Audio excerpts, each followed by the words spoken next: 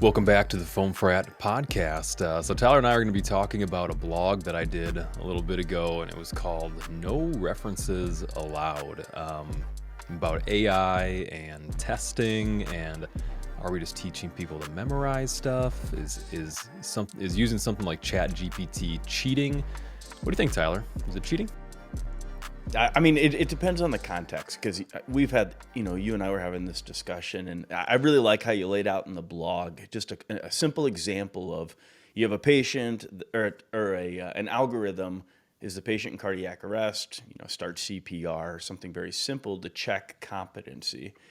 And you said, well, what would be the difference between somebody knowing to do that or somebody using a reference in doing that, right? If they're both getting the same outcome, it's doing the same thing, is the person who used the reference not as competent? Isn't that what it was essentially Yeah. saying? And then you did another test where you don't know who is using the reference versus who Mhm. doesn't. You're behind a wall. And if they both do the same exact thing, can you really say that the person who didn't use the checklist is more competent than the person who did, not checklist, but the The instructions, the reference, yeah. tutorial reference on it is more competent than the person who didn't. And I thought that was an interesting concept, and you mentioned how airway checklists are becoming the standard of care, right? Everybody uses airway checklists, or at least hopefully we're moving towards that direction. And so Mhm. it caused me to sit back and reflect a little bit because I did feel like there's a little bit of a difference, because the checklist is confirming you did the things that you think you did, Mhm. right? So it's not like you're using the checklist and saying it and then doing it and saying and doing it. And I do feel like that's a pretty big difference between the two. Mhm. If you're following a recipe, seeing this and you're doing it. You're seeing this and you're doing it, and you have expected outcomes for each of those. Where with a checklist, you're going through everything because this is how you do it, and then you use your checklist to confirm everything because we all know that there's going to be holes in our memory. And so it's interesting when you compare that with AI, and you mentioned like an open source or a open book test. Mhm. What's the difference between saying you have to flip through these pages to find the answer, or you can type it in on Google and look for it, or this Chat GPT? So I think it's definitely a conversation of competence and how we quantify that. And that gets super philosophical too. Yeah. It's like it's a very interesting conversation.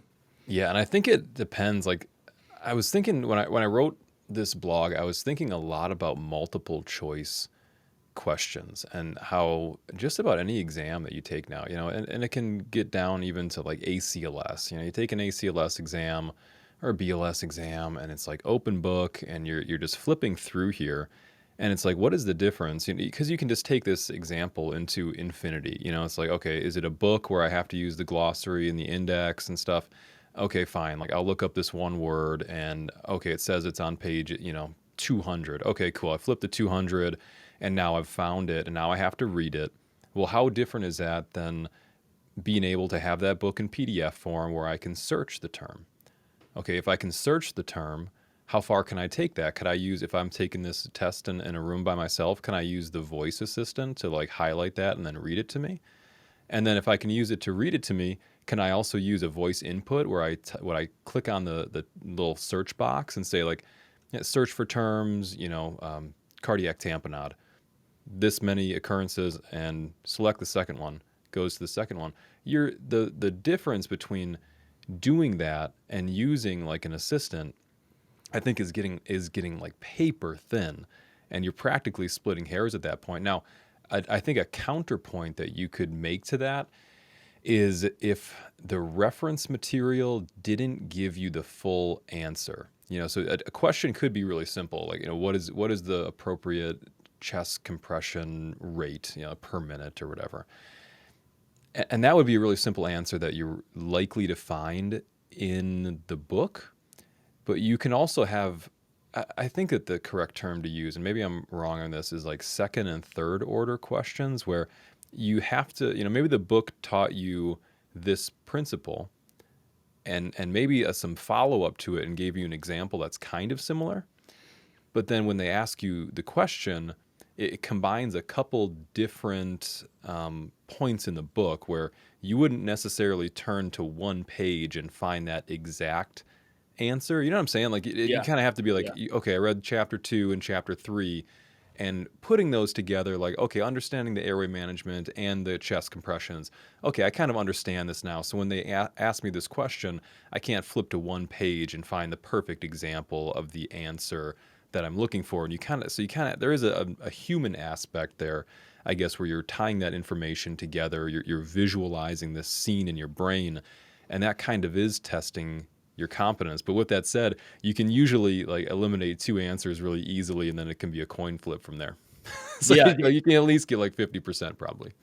And so multiple choice questions are interesting because that is the way that our brain typically works through problems, right? So we start to mentally simulate how something's going to go, and we have a couple different ways that it could go, and we pick the best answer based off of the surrounding circumstances. And I just did that recognition primed bradycardia on Gary Klein's Sources of Power, and Shayla and I just did that podcast as well, where that's what you're doing. You're going through your catalog Rolodex of all of the different possible things that you could possibly do and be picking the best one. And that's something that National Registry actually does pretty well with. They have a bunch of answers that all look pretty similar. Like they all seem like they could be right, but unless you know something that's pretty esoteric to that topic, you're not necessarily going to pick the right answer because there's going to be something in there that if you understood the content, you would not pick that answer, or you would pick this one instead of that one.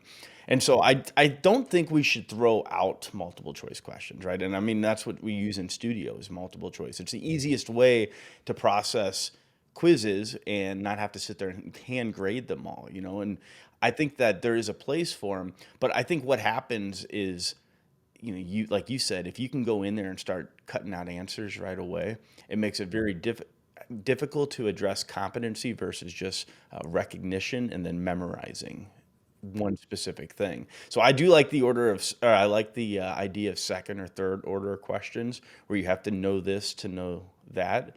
But it's interesting because we're testing competency when somebody's taking a quiz. We want to make sure that we had a list of objectives that they were supposed to understand and that they understand those. However, once we get in the field, we very much encourage people using references, because it's very difficult to memorize Yeah. all of this stuff. And where I see the difference is there's workflows and then there's references. And I feel like your workflow has to get you to a spot to where you're able to immediately take care of life-threatening injuries, but you also are very aware at that same time of how to quickly address the information that maybe you don't have on the tip of your tongue. Um, what is it? The site, not the system two thinking stuff that you have to dig a little bit more for. And I do think at that point, like utilizing references such as the Open AI and some of the things that are out there is definitely optimal. It's just knowing where to do that. It's like when we started doing digital charts and people were trying to like finish their chart while they were sitting there with the patient. It's like when you throw technology in, or even ultrasound, it's like, well, how does this fit into my workflow? So I guess we all need like those Terminator goggles or something, Hmm.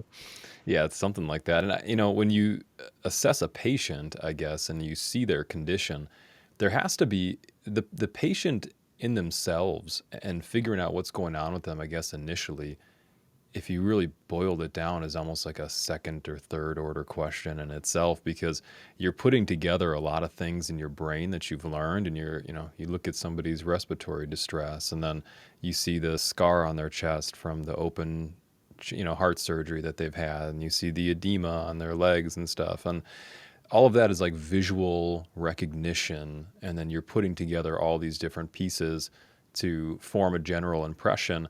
And after I guess that feeds directly into your workflow, because you're going based off of things you recognize. You go straight into your workflow. But then just a little bit down the line, yeah, you're probably getting into some pretty specific information where I brought up in the blog, like, I don't want anybody giving me a medication that they're like 95% sure they remember the dose of, Yeah, like yeah. 95 is not close enough, because given a long enough time period, like maybe they've been getting it right for a long time, then that 5% is like still sitting out there, and they're tired and it's the middle of the night. And so I don't want an error like that to, occur to me, or one of my loved ones or something like that. So it's like, yeah, at one point, like we want to test those second, third order questions where you have to know some stuff in order to actually get it right.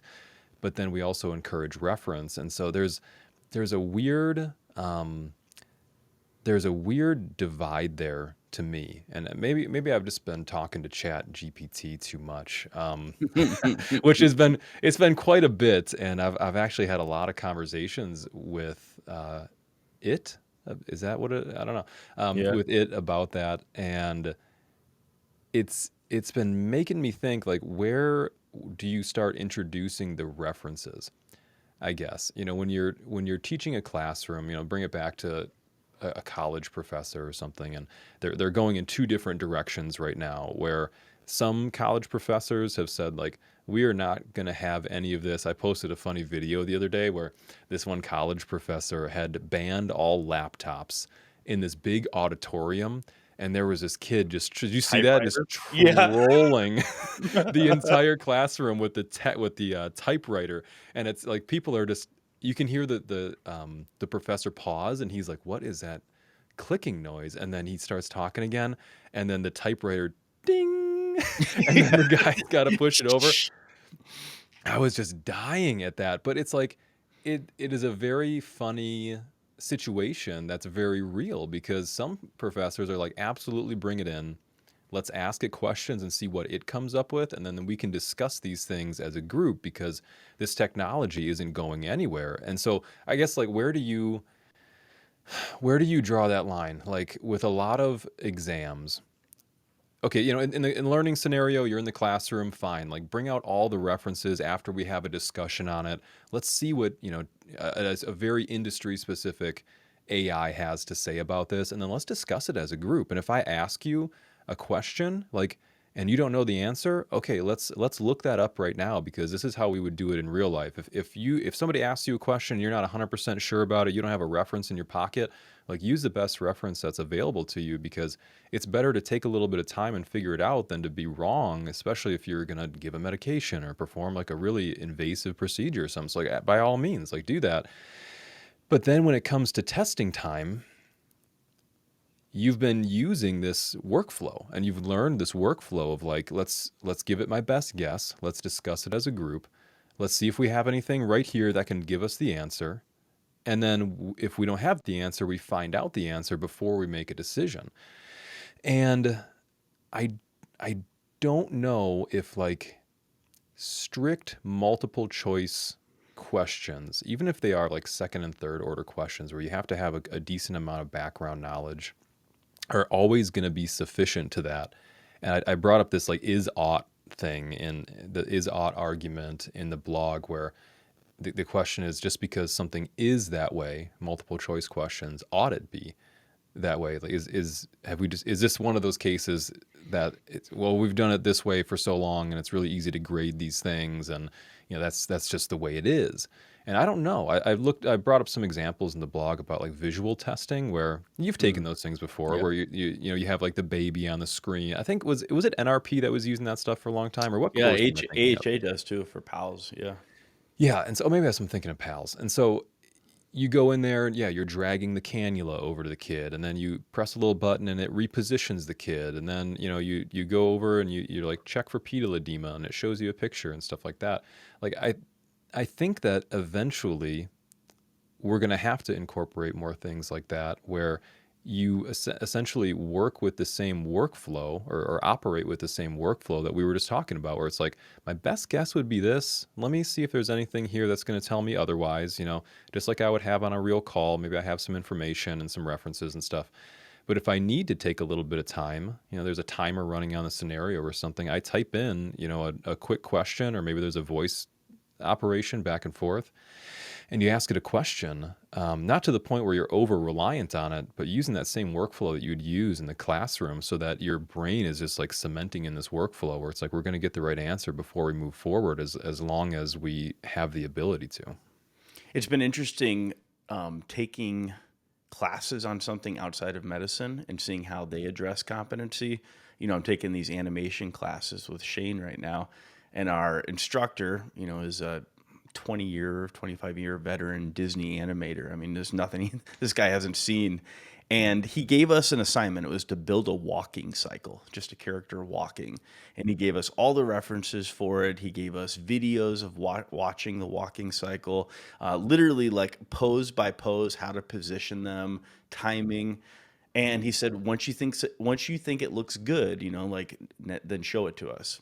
And so I got mine. I'm like, oh man, this looks perfect. It looks great. And I show it to him, and he immediately identified like 5, 6 things that were so blatantly wrong with it. And I mean, he's got no mercy at all. And one of the things was knee popping. And he's like What showing did me you how just knee knee, popping? knee popping. Yeah, like Okay. when the leg kicks out, it looks like it Okay. pops if it moves between too many frames. And he showed it to me. And after he showed it to me, I told him, I'm like, he's like, do you see it? And I go, I can't not see it now. Like it's so obvious now. But I sat there watching that thing for weeks and I never saw it. And as soon as he pointed it out and he showed me specifically what was happening, and he asked me, do you see it now? And I said, oh yeah, there's no way I wouldn't see it. It's so obvious now. And he goes, that is my goal. That's my competence is you see something that you didn't see before after staring at this for hours and hours and hours. And one little thing that I show you brings it to your attention and now you can't not see it. And I was like, man, that's interesting because that is a really good measure of competence where all of a sudden you're just awake to this. It's like you're like, that's not even the same one I submitted. I didn't see that before. Mhm. And so I That's think what I about, say about my papers. That's not. There must have been a mix up in the email system. but we've all seen crews or seen a simulation and been like, they have no idea what they're doing. And we're like, just look it up. Just look it up. Like pull up the app and look at the guideline. It'll tell you not to move the patient until you clamp the EVD. Like it's very obvious stuff, do this.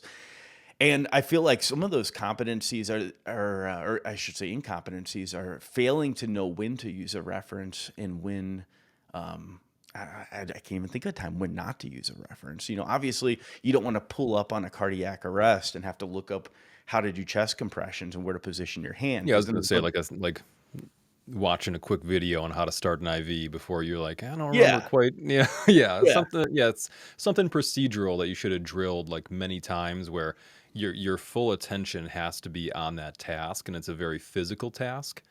I think that that's a time where holding direct pressure or applying a tourniquet or starting an IV or doing a chest compression or something like that. I think that that's not quite the right time. But I can see something you're prepping for, like doing a needle decompression and having an AI like pull up a diagram that shows you like the landmarks really quick and just making sure that you're using the right measurements because you can't remember if it's second or third or if you're going laterally, if it's like fifth or was it lower or was it fourth? Is it you follow the fourth down? And so I can see like bringing something up really quick like that, like a high risk procedure or a low frequency procedure, maybe kind of like, the reason that you'd use an intubation checklist. yeah.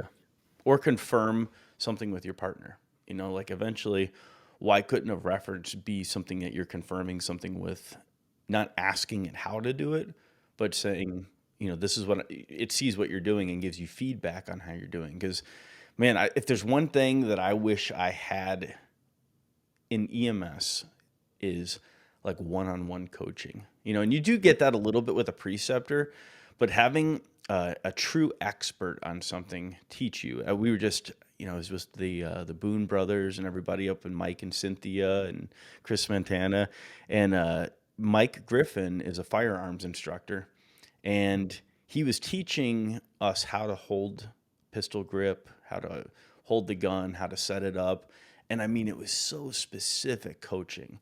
And it was interesting to see, like, I'm horrible at shooting, but like some of these guys that were really good at shooting, Adam Tressler was really good. Really, even I Mike. saw him giving you some very intimate instruction. He was giving me some real intimate instruction, and he was good, but he wasn't like hitting every single one. And then Mike just showed him a couple little things, and it was like immediately like pop, pop, pop, pop, pop, like it just nailed it. And it's like that one-on-one coaching is such an important thing to have, and it would be really, really cool if we could somehow get that type of coaching in real time using something like AI. I think that would be really cool. Even though I know coaching, it takes away like the concept of coaching because you're trying to use somebody who's got an experience and a large Rolodex of situations to pull from, but it's very hard to find somebody like that all the time. So, what else has a bunch of experiences documented of drug errors? The internet, right? I mean, the internet has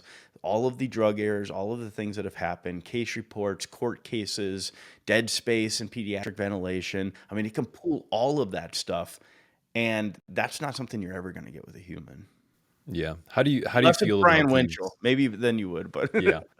What do you think about these AI models being able to like have you seen this yet? Where okay, you have an AI model and it listens to a bunch of your podcasts. So there's a lot of recorded material of you and I. yeah. And so you could, I mean, if you went into studio, if you downloaded all the podcasts, if you listened to some of our like live recorded stuff, like imagine if all of our live recorded or live classes were recorded, and that would be probably 1,000 hours of us talking. Like you could feed that into an AI, and they can now like make a model of you almost and how you would respond to certain questions, and you could take like their written responses as well, so anything that they've ever written, it identifies your speech profile and like how you respond to questions, and just even like the cadence of your speech sometimes, and they even imitate your voice. I mean, the deep I saw that fakes with are Joe getting. Rogan. Did you see the one with Yeah, I Rogan? saw the one, Yeah, and I can't Ginger remember Locke who. posted that the other day, and I was looking at Yeah, it. I saw it. Yeah, and then didn't they have him having a conversation with somebody else too? Wasn't it a back and forth or not? Yeah, yeah, it was. It was Joe Rogan and I can't remember who. Alex Yeah, Jones. I don't know.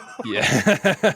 um, that'll be entertaining. But I mean, at a certain point, if somebody's written a whole textbook and you have a bunch of information on them, and there's a bunch of recorded, like let's say you and I write like in an acid base textbook, and then they listen to all our stuff on acid base, and then they listen to all the other stuff that we do, and it relates to that.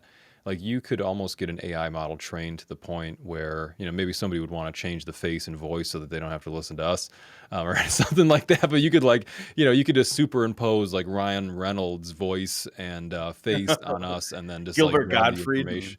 Yeah, yeah.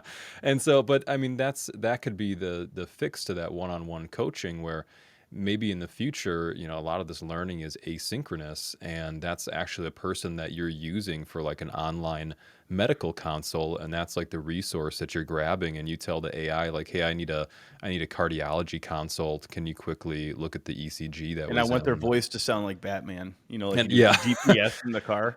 that would be more fun, like, if it was, like, something very action hero-y, Yeah. like, I want, 2 amps of bicarb now. yeah. Or, what, you could have it like, one of Iron Man's virtual assistants or something like that. Oh, What was yeah. it, Friday at first, and then I can't remember the one after, Jarvis after that or whatever, or you could just have Robert Downey Jr. talking to you, but, the pace of these things is going really, really fast, and I wonder what we're doing for EMS to like create a workflow around those things. I think that there's always going to be a place for lectures that you listen to, and you listen to people and they inspire you and they have a lot of experience. I think there's always going to be place for open debate and disagreement in the classroom, and drawing examples, and certainly memorizing certain things and having like a good organic understanding of those things. But when we teach people workflows, when we teach them, and we have to teach them how to use references because that's becoming a bigger and bigger thing, like less of those lectures are going to be, and here's what you have to remember. I need you to remember this for the test. And Yeah. by the way, guys, there's a reason why I'm repeating this a second time. If you know what I mean, Yeah. there's all this memorization that goes into it. And with the test preps as well. Like nothing, not bashing the test preps, because a lot of like I've learned a ton from test preps where you read the question, you give it your best guess, and you see why you suck on the back of the page. And it gives you this nice detailed explanation. You're like, man, I was wrong. I learned something from that.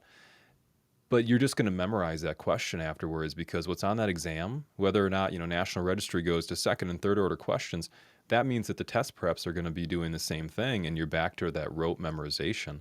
And so I Mhm. don't know fully how you fix that problem, but I think a potential fix to it, and I might be totally wrong about it, is go into some kind of visual based testing where even if it's a drag and drop interface. I outlined in the blog like a lot of different ways that places already do that, and a way that that can be implemented, where the way that you have to test that competence is through actually doing it, Mm. regardless of whether you read a question about it and you memorize the answer or not. Like, how would you literally look at something and form your decisions based off of that, whether or not you have to use a reference, and it can score you on, how long did this take you? Was this an immediate reaction? It's much more complicated, but I think that comes back to the is ought thing. Like, just because, multi-choice question is easy to do, ought that be the way it always should be? And are we really preparing people for the future with the kind of resources that they're going to have available to them? Because I think it's coming no matter what. Like, there's no slowing down this technology. I can't watch a clip of anything on YouTube anymore without hearing something about the way that AI is changing people's jobs or making Oh, yeah, people laid it's off daily. or Yeah. whatever. Yeah, you think about somebody who's golfing and they like hit the swing, or they go to like those indoor golf things where you hit it into a net and it tells you how far off you are, or what's Mhm. an acceptable amount to be off. And I can see that with skills. You go and you do an intubation and tells Mhm. you your grip here, was wrong. This went in too fast. But then you have to figure out like, well, what is the example that it pulls from? A lot of, Mhm. I don't know, some very cool things to think about. And I'm excited to see what it holds. I think that there's definitely stuff that is going to change our workflow as Mhm. this develops.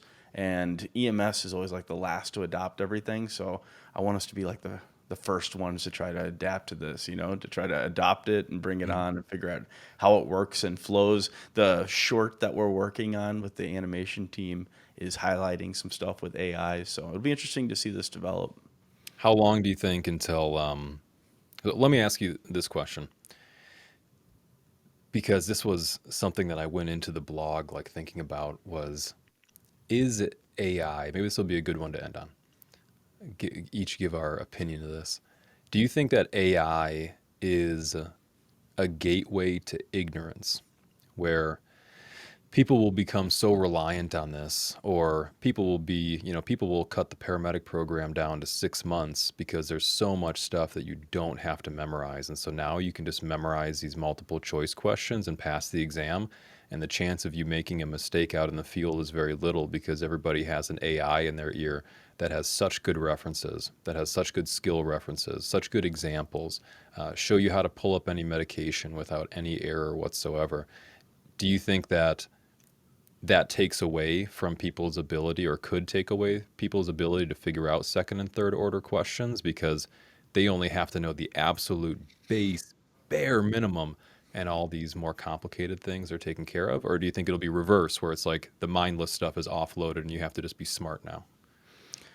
I want to say the latter. I want to believe that a lot of the stuff that I feel is dumb, like memorizing GCS and extra value meal is 456, and the dumb things that we have to put in our head to Yeah. remember some of the like the burn percentages and what each thing operates. There's a lot of stuff that is not really helping me do anything but maybe document something better, communicate something better. And I feel like a lot of those things we just do a crap job at in the first place. So if you took a paramedic class who's, they got a year and they got all the stuff they have to go over. I mean, you and I have made a career out of teaching people over the last couple of years, and we always have something new to talk about. So there's endless things to learn.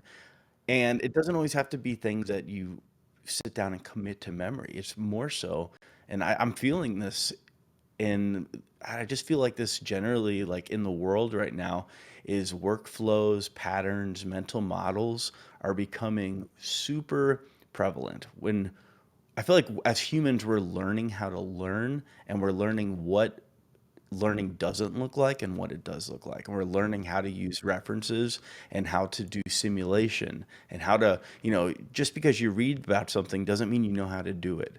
And there's always going to be that human component of it to say, hey, this I'm recognizing this, so I'm going to do this and instead of that, and putting those pieces together. So I feel like a lot of the meaningless stuff. I mean, who knows in the future? Yeah, maybe it could break down that knowledge base a little bit. But so much of the stuff that we have to learn is just memorization stuff. and the actual bolts of it, the crux of the ABCs and managing airways and CPR and direct pressure and that stuff. I don't see that breaking down at all. I think it's going to be more so the meaningless stuff that we spend hours trying to memorize. I have to agree. I think that this gives us the ability to get a lot of like safety. I don't want to say safety stuff like out of the way, but I mean, if it could help you drop medications and not have to memorize the doses, exactly, or yeah, like what you were bringing up, like the GCS and things like that. If this frees up more time for people to be able to learn theory and put like the important pieces together and learn about anatomy and physiology and like why these things matter. There's so little education, at least in EMS, about like why you care about these things. You kind of just learn you see this and then you do that because you have to remember it in order to do that very quickly, where it's like you could easily transition that more into a workflow approach and then use references as needed to not spend. And then when the exam comes, it's like all these little minute details just to test if you were paying attention to the tiny things. And then I guess they call it missing the forest for the trees, right? Mhm. Like you're Yeah. paying attention on these very close little items, but you're missing like everything in your periphery and like the large picture of everything. So maybe that'll start to transition the way initial education works. But I don't know. I'm Imagine if you optimistic handed about it. Imagine if you handed Brian King the tabs for a Metallica song and said, I want you to learn this song or maybe the chords or something like that. Like it would be very different because Brian has no idea how to play guitar than if I handed those same things to you. So there's a baseline knowledge that you have to call from in order to interpret the things that you're seeing. And you could say, well, the only reason he knows how to play that song is because he's reading it right off of there. That's how he knows the lyrics for that, Mhm. but that's what karaoke is. So like I feel like that is in my head like an example of you need a baseline knowledge. You need to know strumming patterns. Maybe you don't even know how to hold the guitar.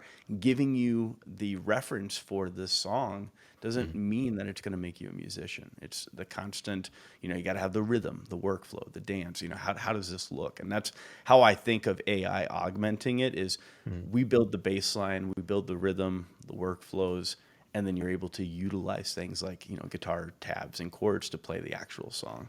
Did you just come up with that illustration? Yeah, I did. That's not bad. Thank you. You'll think of a reason it's wrong later, but like the rear view Wait mirror, for my rebuttal blog, everyone. I'll be I'll be dissecting this a little bit further some after I talk to Chat. retrospective reflection. Yeah, I'm gonna talk to Chat GPT about that argument, and we're gonna see what it has to say. All right, Well, man. thanks Awesome for blog. thanks for talking to me about some nerdy AI stuff. I think we'll have to talk about some more of this in the future when Chat GPT, or I mean GPT-4 comes out and it blows this one out of the water. We'll probably have some new things to talk about. But It always sounds like you're saying Chad GPT, and we have a friend named Chad, so I'm always like, no I way hope this it doesn't get trained on that model. love you, Chad.